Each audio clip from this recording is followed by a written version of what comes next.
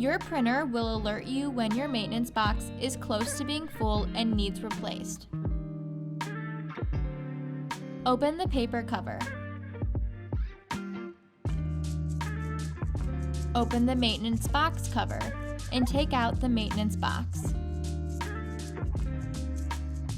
Place it in the plastic bag that came with the new maintenance box.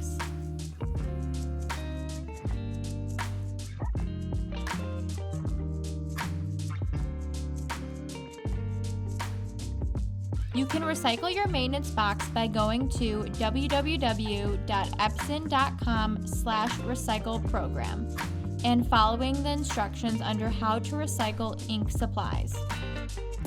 Or you can contact your local OSHA office for information on how to dispose of it. Take out the new maintenance box from the bag. Install the new maintenance box and close the maintenance box cover. Close the paper cover. Press pause and you are now set to print. In need of accessories, ink, or labels for your Epson ColorWorks C6000P? Visit smithcorona.com or give us a call at 1-800-875-7000.